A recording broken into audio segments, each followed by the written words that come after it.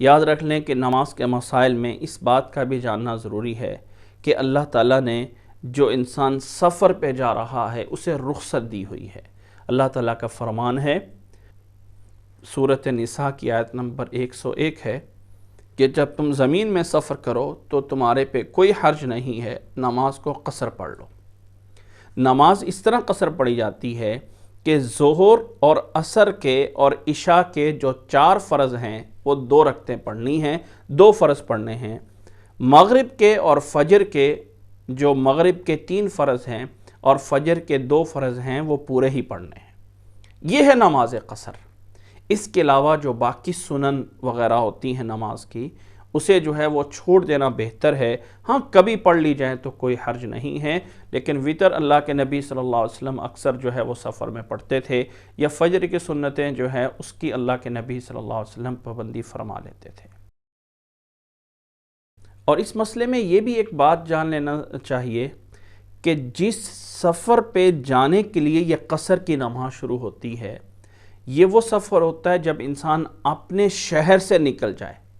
اللہ کے نبی صلی اللہ علیہ وسلم کی احادیث میں الفاظ موجود ہیں، اذا خرج من المدینہ، جب آپ صلی اللہ علیہ وسلم مدینہ سے نکلتے تھے۔ کچھ دور بھی قبائل یہود کے تھوڑے سے رہتے تھے، تو مدینہ کے ایریے میں جانے میں اللہ کے نبی صلی اللہ علیہ وسلم سے قصر کی نماز پڑھنا ثابت نہیں ہے۔ ہاں مدینہ شہر سے نکل کے جب ذوالحلیفہ جگہ میں پہنچے تھے تو وہاں اللہ کے نبی صلی اللہ علیہ وسلم نے قصر نماز جو ہے وہ پڑھی تھی۔ تو جب شہر سے نکل جائیں، جو انسان ایک شہر کے اندر، جیسے کوئی بہت بڑا شہر ہے تو اس میں 5 گھنٹے بھی سفر کر رہا ہے، تو شہر کے اندر جو ہے وہ قصر نماز نہیں ہے۔ اپنے شہر میں جب اس سے نکل جائے تو پھر قصر نماز شروع ہو جاتی ہے، جب اس کا ٹارگٹ جو ہے وہ اتنا ہو کہ جسے سفر کہہ سکتے ہیں۔ کتنی مسافت پہ جانے پہ قصر جو ہے وہ ادا ہونی چاہیے، اس میں علماء سے بہت زیادہ اختلاف ہے۔ خلاصہ یہ کہ جس چیز کو سفر کہہ سکتے ہیں، اتنے سفر پہ جانا ہو تو نماز قصر جو ہے وہ پڑھ سکتے ہیں۔ اس بارے میں کم از کم جس روایت کے اوپر اعتماد کر سکتے ہیں، حضرت انس رضی اللہ تعالیٰ عنہ کی روایت ہے کہ اللہ کے نبی صلی اللہ علیہ وسلم جب 3 میل یا 3 فرسخ جو ہے وہ سفر کرتے تھے تو قصر نماز پڑھتے تھے۔ اب یہ جو 3 میل یا 3 فرسخ ہیں، یہ راوی کو شک ہے۔ 1 فرسخ جو ہے وہ 3 میل کا ہوتا ہے، اور عربی میں جو میل ہیں یہ تھوڑے سے کلومیٹر سے بڑے ہوتے ہیں، اور یہ جو کلومیٹر جو ہوتا ہے وہ 1000 میٹر کا ہوتا ہے، اور میل جو ہے وہ 1600 کلومیٹر کا 1 میل ہوتا ہے۔ اس طرح کر کے اگر 3 فرسخ کو بنیاد رکھا جائے تو یہ 9 میل بنتے ہیں، جو تقریباً جو ہے وہ 14 کلومیٹر اور آدھا کلومیٹر اوپر، یعنی 14.5 کلومیٹر کے قریب جو ہے وہ مسافت بنتی ہے۔ جب انسان نے تقریباً 15 کلومیٹر کے قریب یا اس سے اوپر دور سفر پہ جانا ہو تو اپنے شہر سے نکلنے کے بعد وہ قصر نماز جو ہے وہ پڑھنا شروع کر سکتا ہے۔ لیکن اس کے بارے میں بھی یہ بھی کوئی ایسا نہیں ہے کہ اس میں شریعت نے کوئی بہت فکس کر دیا ہو، بہت سارے اقوال موجود ہیں۔ صحیح یا خلاصہ یہ کہ جس چیز کو سفر کہہ سکتے ہیں جتنے جانے پہ، اس پہ جو ہے وہ قصر نماز پڑھی جا سکتی ہے۔ اور اس مسئلے میں اس بات کا بھی جان لیں کہ کتنے دن تک اپنی اس جگہ پہ رہیں جہاں جا رہے ہیں تو انسان قصر نماز پڑھ سکتا ہے۔ یاد رکھ لیں کہ اگر انسان کسی ایسی جگہ پہ پہنچ چکا ہے اپنی منزل پہ، اور یہاں اسے جو ہے وہ جلدی واپس جانے کا پروگرام نہیں ہے، ایک لمبا قیام ہے، وہ اس کو کہ فکس بھی نہیں کر سکتا، لیکن ایک لمبا قیام ہے، تو انسان کو چاہیے کہ پہلے دن سے پوری نماز پڑھنی شروع کر دے۔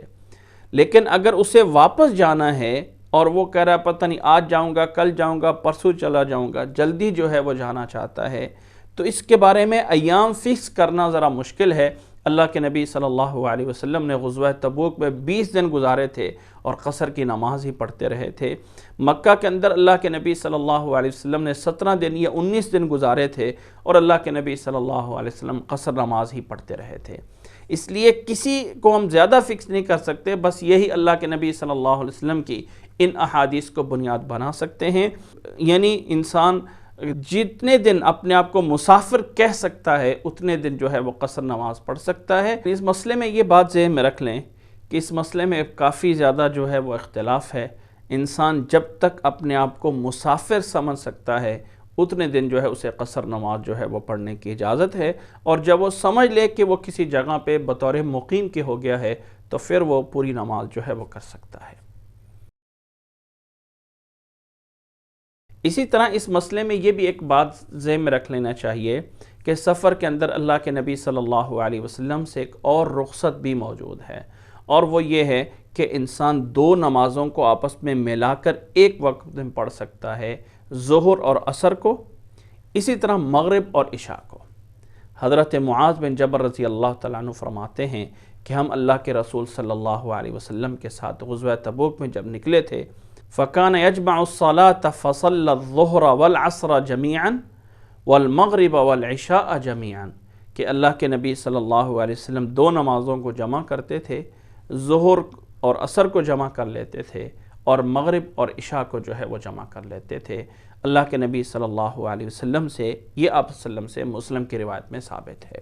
تو سفر کے دوران انسان ظہر کو عصر کے ساتھ یا عصر کو ظہر کے ساتھ، اسی طرح مغرب کے ساتھ عشاء کو یا عشاء کے ساتھ مغرب کو، اس دوران جو ہے جتنا ان کا ٹائم موجود ہے دو نمازوں کا، ان دو نمازوں کو ظہر عصر کو یا مغرب عشاء کو آپس میں جمع کر کے جو ہے وہ پڑھ سکتا ہے۔ یہ اللہ کے نبی صلی اللہ علیہ وسلم کی طرف سے اجازت موجود ہے۔ لیکن جب مسافر آدمی مقیم کے پیچھے نماز پڑھے گا تو اسے امام کے ساتھ جب نماز پڑھنی ہے تو اسے نماز پوری ہی پڑھنی ہوتی ہے۔ اللہ تعالی ہمیں ان تمام مسائل کو سمجھنے کی اور اللہ تعالی ہمیں جو ہے وہ ان پہ عمل کرنے کی توفیق عطا فرمائے۔